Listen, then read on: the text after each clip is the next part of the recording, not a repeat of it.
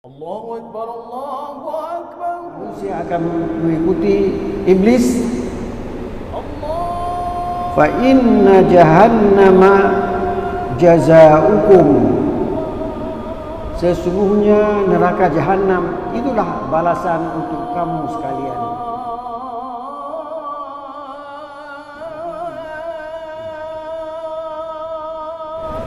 Assalamualaikum warahmatullahi wabarakatuh. Alhamdulillahi rabbil alamin.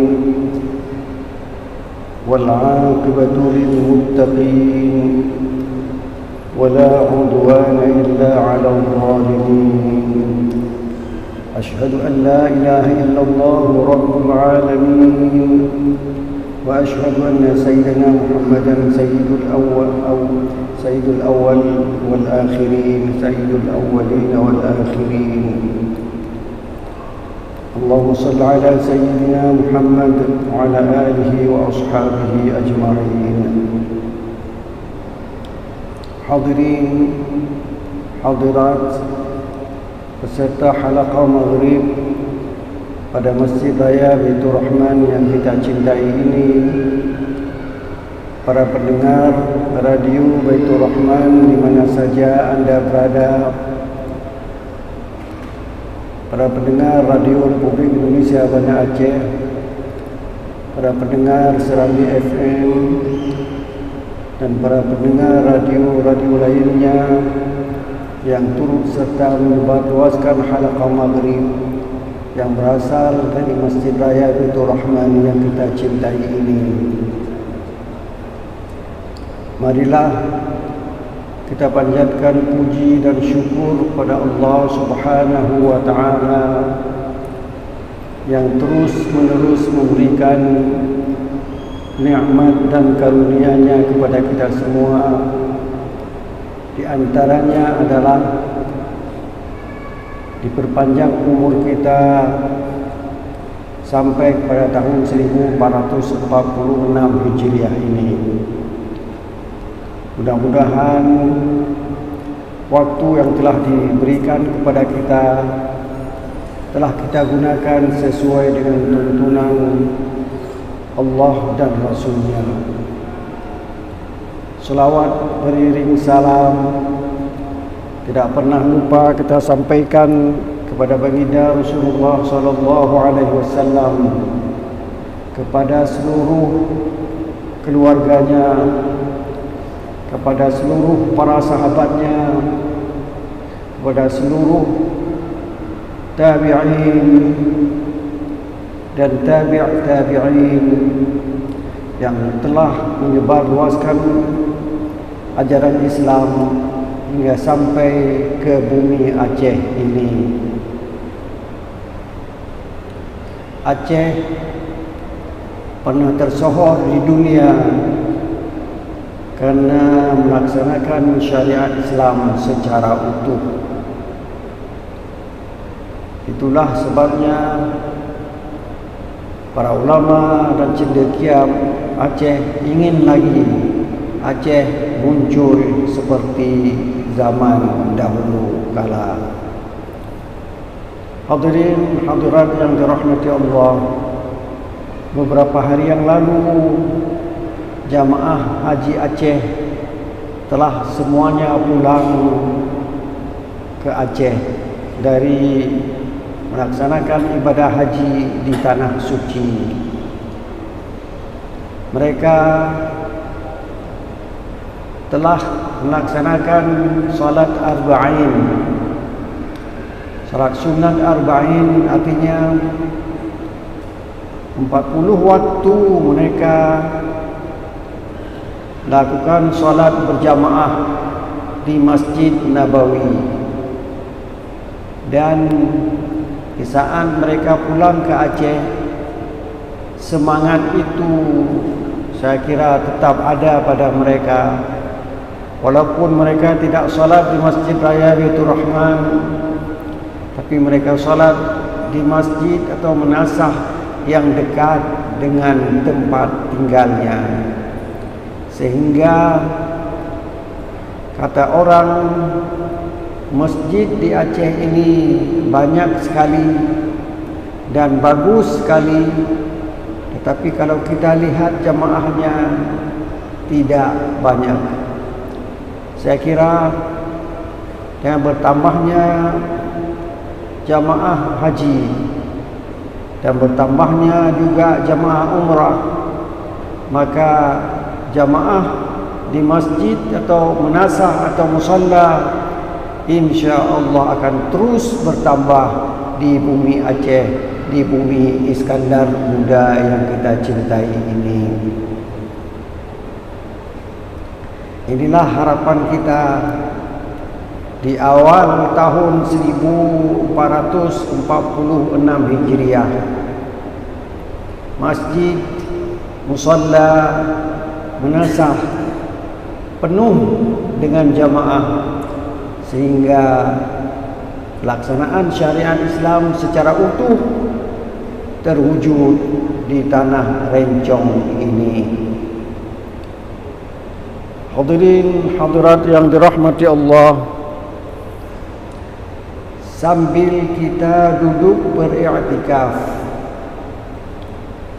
di masjid-masjid, sambil kita menunggu tibanya waktu Isya, marilah kita bacakan beberapa potong ayat suci Al-Quranul Karim dalam surat Al-Isra yang pada malam ini telah sampai kepada ayat 63 dari surat Al-Isra yang berbunyi, A'udzu billahi minasy syaithanir rajim.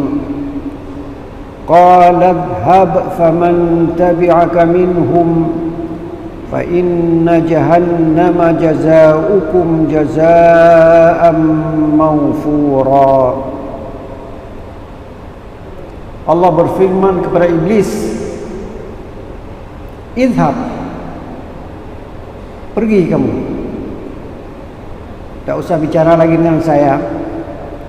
Faman tabi'aka minhum, dan orang-orang yang mengikut kamu juga manusia akan mengikuti iblis. Fa inna jahannama jazaa'ukum, sesungguhnya neraka jahanam itulah balasan untuk kamu sekalian. Kita berikut iblis, maka kita akan berada dalam neraka jahanam bersama iblis. Jazaa'an mawfura, sebagai balasan yang cukup setimpal dengan apa yang mereka kerjakan.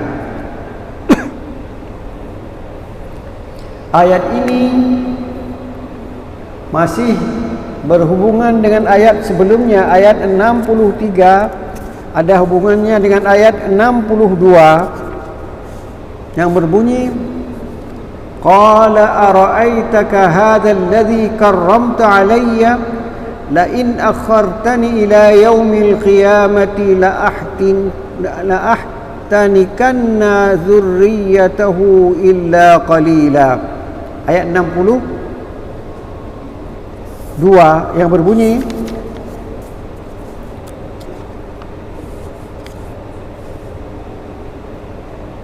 Iblis berkata, terangkan kepadaku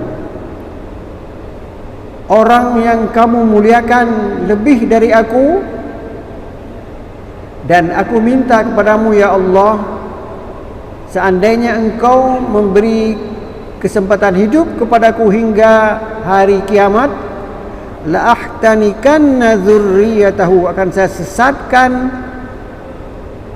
keturunannya kecuali sedikit.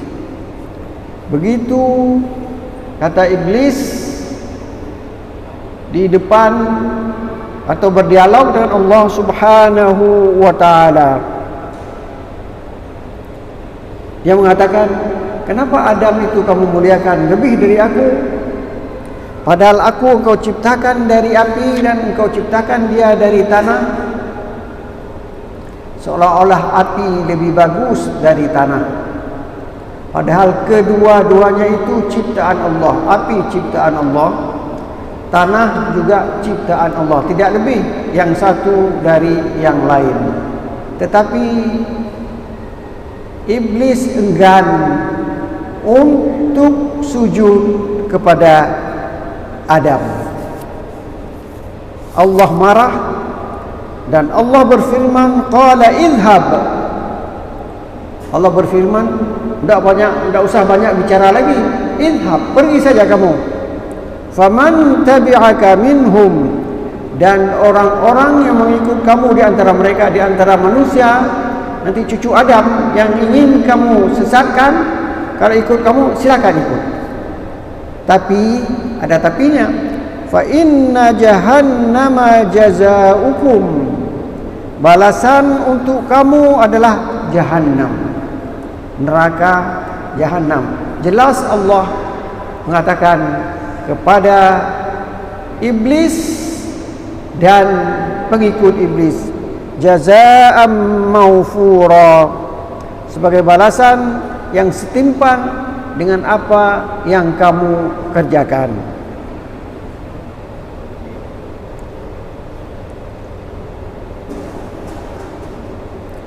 Waktu iblis mengatakan untuk diberi kesempatan hidup sampai hari kiamat, Allah menjawab, innaka minal munzarin ila yaumil waqtil ma'lum. Engkau termasuk orang yang diberi kesempatan untuk hidup sampai hari kiamat dalam waktu yang sudah ditentukan. Jadi iblis tidak ada yang mati, sementara manusia ada yang mati, ada yang lahir. Kalau iblis tidak mati, karena dia sudah minta kepada Allah Subhanahu wa ta'ala, berikanlah kesempatan kepadaku untuk hidup sampai hari kiamat. Apa tujuannya?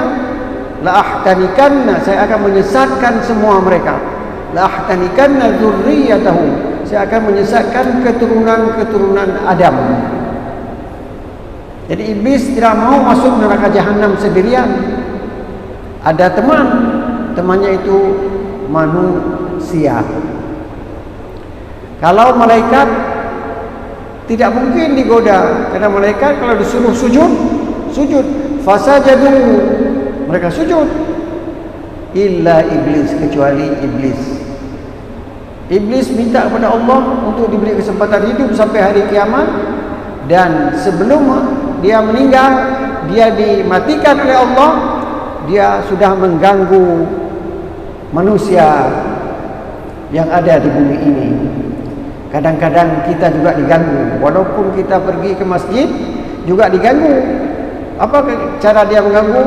Sebentar lagi minum kopi dulu, makan sebanyak-banyaknya, nanti sebentar lagi kan kamu sampai juga ke masjid. Sering begitu. Kalau kita tidur waktu subuh, tidak ada, tidur sebentar lagi. Kadang-kadang tidak saya bilang untuk orang, saya juga begitu. Tertidur 15 menit sudah tamat, sudah lewat. Menang iblis, syaitan di saat itu. Oleh sebab itu kita selalu berlindung kepada Allah. A'udzu billahi minasyaitonir rajim. Aku berlindung dari syaitan yang kena rajam, agar dia tidak dapat menggodaku. Disunatkan kepada kita untuk sering-sering membacakan a'udzu billahi minasyaitonir rajim, agar iblis tidak berhasil di saat dia menggoda manusia. Kemudian kita sambung ayat 64 yang berbunyi, wastafziz man istata'ta minhum bisautika wajlib alaihim bikhailika wa rajalika wasyarikhum fil amwali wal aulad indahum wama ya'iduhum asyaitanu illa ghurura. Ini kita dengar lagi dialog iblis dengan Allah Subhanahu wa taala. Sudah Allah bilang, pergi kamu. Allah sudah marah dengan iblis yang melawan perintahnya. Wastafziz man istata'ta minhum. Kamu bisa saja diberi kesempatan untuk membujuk orang yang kau sanggup kamu bujuk bisautika, dengan suaramu. Suara iblis kadang-kadang ada di dalam badan kita. Dia bilang begini, makin hebat orang, makin hebat iblis yang menggodanya. Orang belajar lebih pintar, pintar lagi iblis menggodanya. Oleh sebab itu kita harus berlindung pada Allah Subhanahu wa taala agar Allah memberi pertolongan kepada kita.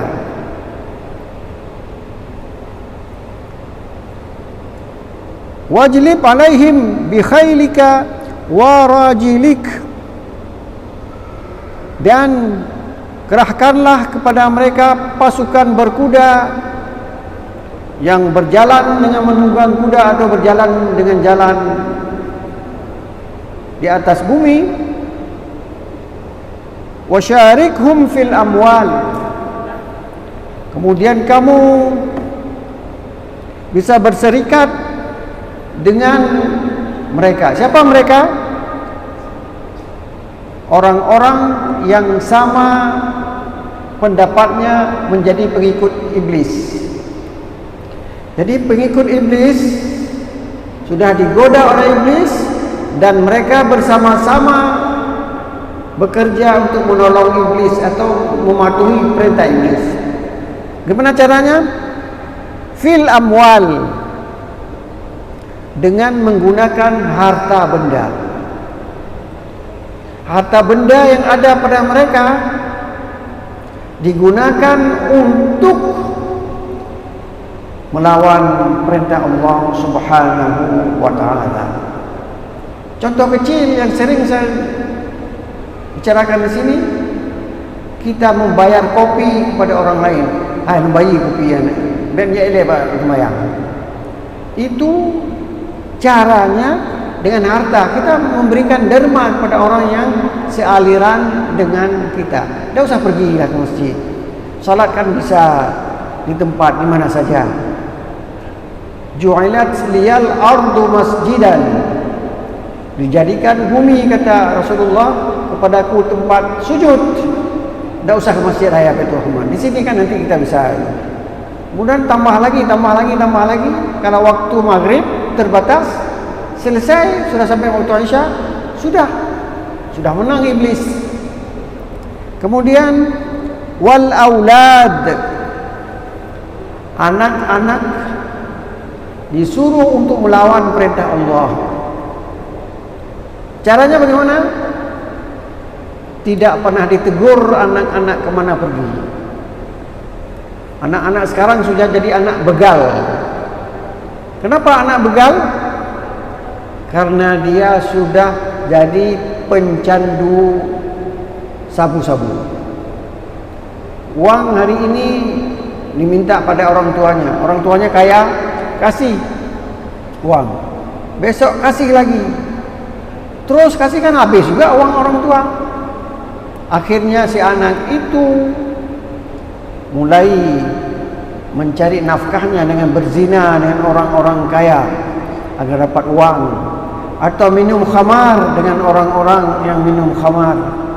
Jadi mereka itu semuanya menjadi tentera iblis untuk dapat masuk bersama-sama ke dalam neraka Jahannam.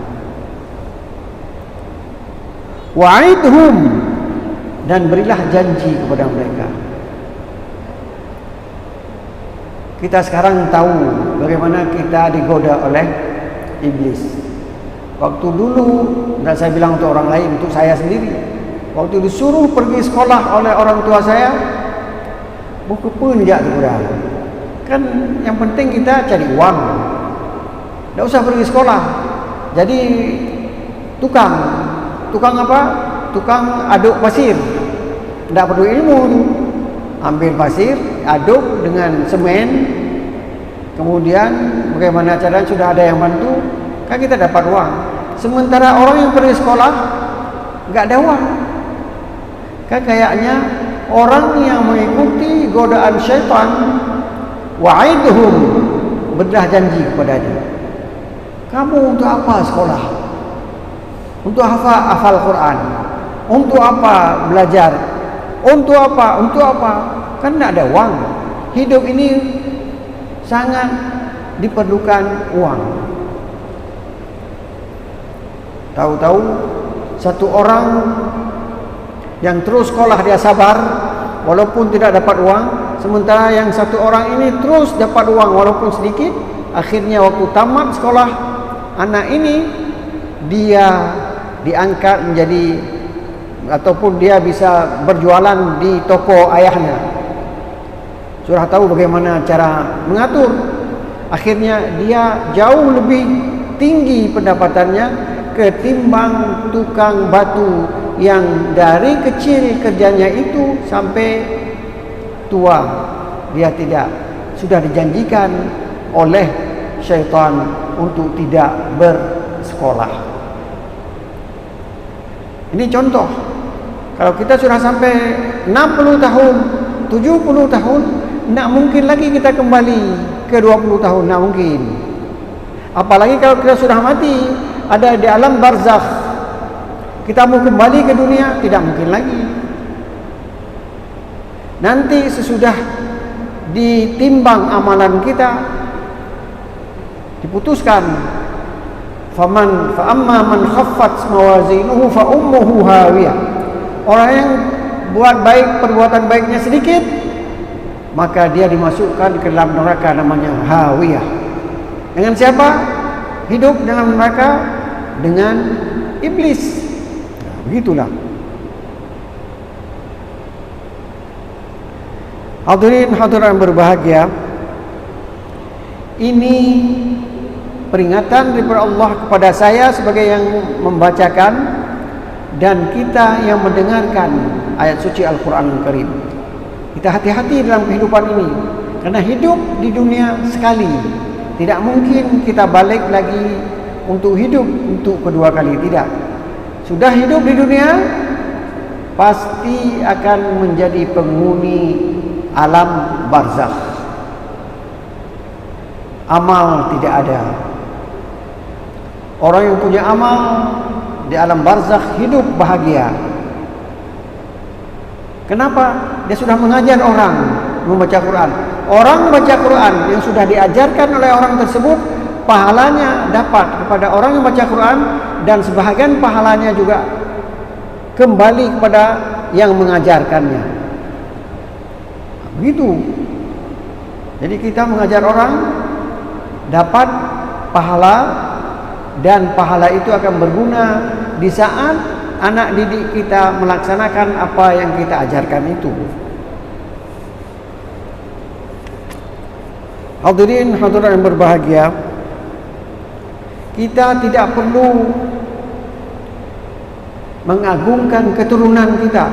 Saya ini kan orang Aceh, saya kan anak Tengku, saya kan anak ulama, saya kan begini, saya kan begitu. Tidak perlu banyak ilmu, karena ayah saya pintar sekali. Hubungan itu memang ada, tetapi orang tua nanti tidak bisa membantu anaknya di saat ada pengadilan yang maha adil di padang mahsyar. Dengarkan firman, dengarkan sabda Rasulullah SAW dalam sebuah hadis. Ya Fatimah binta Muhammad, wahai Fatimah anaknya Muhammad, salini min mali ma syi'ti. Kalau kamu perlu uang, minta kepada aku akan berikan uang kepadamu. La ughni anki minallahi syai'a. Aku tidak dapat membelamu nanti di hari akhirat. Kalau kamu berbuat jahat, Nabi saja tidak bisa membela anaknya, apalagi kita ini. Kalau anak kita nanti berbuat curang, berzina, minum khamar, kena sabu-sabu, kita tidak bisa membelanya nanti di hari akhirat. Itu ya Rasulullah, itu ya Allah, itu anakku. Aku ini kan jamaah masjid, jamaah tetap. Jangan saya saja, anakku juga masukkan ke dalam surga. Kalau Allah mau menerimanya, silakan. Tapi Rasulullah mengatakan nasab keturunan itu tidak ada manfaatnya nanti di hari akhirat. Karenanya kita bertanggung jawab kepada diri kita sendiri untuk salat tepat waktu, dan juga bertanggung jawab kepada anak kita agar dia salat tepat waktu. Jangan sampai keluar waktu.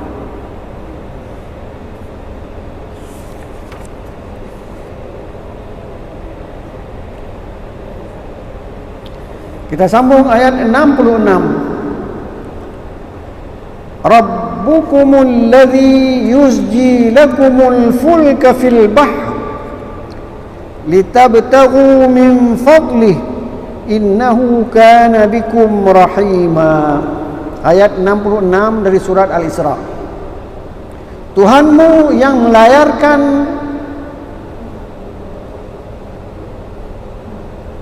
al-fulk, kapal, di mana fil bahr, di lautan, litabtaghu min fadli, untuk kamu mendapat keutamaan daripada Allah Subhanahu wa taala.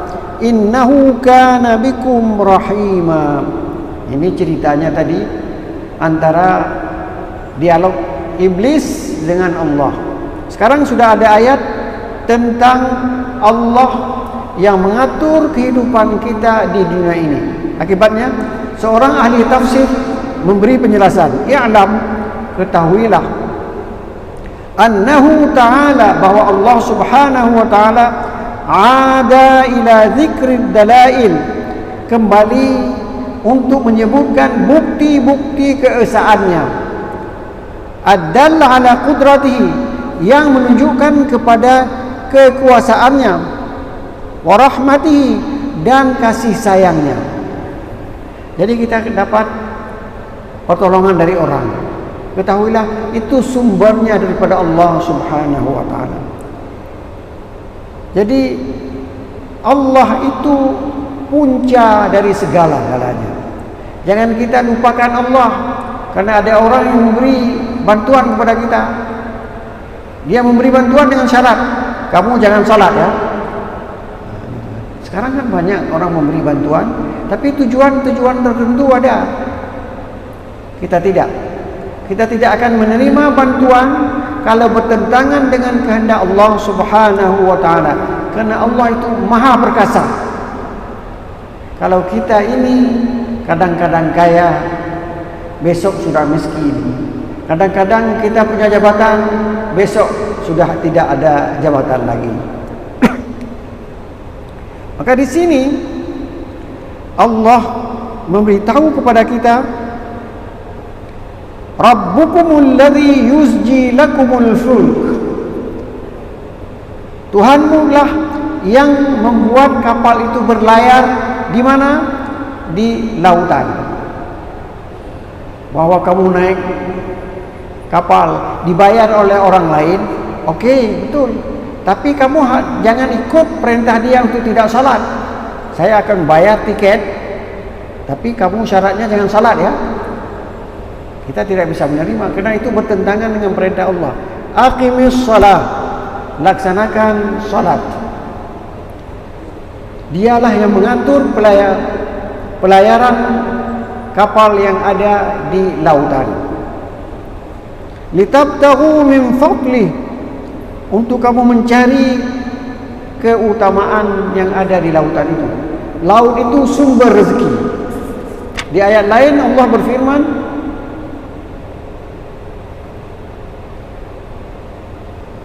wa huwa alladhi sakhkhara al-bahra litakulu minhu lahman tariyya wa tastakhriju minhu hilyatan talbasunaha. An-Nahl ayat 14. Allah lah yang memudahkan laut untuk kamu gunakan. Untuk apa digunakan? Litakulu minhu lahman tariya. Kamu bisa makan daging yang enak. Ada daging ikan enak sekali. Daging apa lagi? Daging udang di mana? Di air. Wa tastakhriju minhu hilyatan talbasunaha, dan kamu mengeluarkan hilyah, perhiasan untuk kamu gunakan di pakaianmu. Di lautan itu banyak sekali sumber kekayaan. Jangan anggap Indonesia ini yang lebih banyak laut daripada darat, wah rugi kita. Kita maunya lebih banyak darat. Tidak, di laut ada rezeki, di darat juga ada rezeki. Begitu. Allah mengatakan dalam surah An-Nahl ayat 14. Sudah. Sekarang Allah mengingatkan kita, Dialah yang maha kuasa. Yang lain harus ikut kekuasaan Allah Subhanahu wa taala. Ayat selanjutnya, ayat 67, wa idza massakumud durru fil bahr dhalla man tad'una illa iyyah falamma najjakum ilal barri a'radtum wa kana al-insanu kafura. Ayat 67. Ini yang sering sekali diceramahkan oleh orang. Saya artikan dulu arti ayat ini. Apabila kamu kena bencana, di mana kena bencana? Di lautan. Sedang duduk dalam kapal laut, datang angin, datang gelombang, itulah bencana. Dhalla man tad'una, hilanglah orang yang kamu doakan, yang kamu berdoa kepadanya. Ada orang yang minta bantuan kepada si A, minta bantuan kepada Jin, minta ketika ada bencana dalam kapal di lautan, yang teringat hanya Allah. Betul. Waktu tsunami di masjid ini penuh dengan orang ketika ada gempa sesudah tsunami. Bahkan ada yang naik ke atap sana. Kenapa enggak pergi ke tempat lain? Mereka tahu sumber semuanya ini ada di Allah Subhanahu wa taala, dan masjid ini adalah rumah Allah. Jadi di waktu terjadi itu yang teringat hanya Allah, tidak teringat yang lain. Persis seperti contoh orang yang sedang dilanda angin topan. Dia bernazar. Apa nazarnya? Kalau saya lepas dari bahaya ini, saya akan menyembelih seekor lembu. Kamlai dengan saya kalau lepas dari bahaya ini, nanti di daratan akan saya ambil ekor lembu, saya potong, saya sedekahkan kepada anak yatim. Kapal terus berjalan. Waktu sudah dekat dengan pantai Kamlai, lembunya ada pijit-pijit. Harganya sudah murah lagi.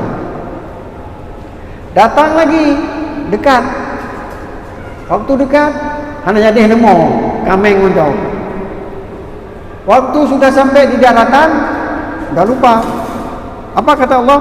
Falamma najjakum ilal barri, ketika kami melepaskan kamu ke daratan, a'radtum, kamu berpaling, tidak lagi berdoa kepada Allah. Dan betul itu kejadian. Ini firman Allah, dan ini terjadi hari-hari. Waktu kita mendapat cobaan, yang teringat hanya kepada Allah. Tapi begitu cobaan itu hilang, kita tidak teringat lagi. Alah temayang pi, kepulah temayang. Itu apa kita salat? Gitu kan? Wa kanal insanu kafura, dan manusia itu sangat kufur kepada Allah. Mudah-mudahan kita tidak terjadi demikian. Di daratan kita ingat Allah, di lautan pun kita ingat Allah. Inilah yang dapat saya sampaikan malam ini, dan akan saya sambung pada malam yang akan datang. Bagaimana ceritanya tentang kekuasaan Allah Subhanahu wa ta'ala setelah kita mendengar dialog antara Allah dengan iblis pada ayat-ayat sebelumnya. Wabillahi taufiq wal hidayah. Wassalamualaikum warahmatullahi wabarakatuh.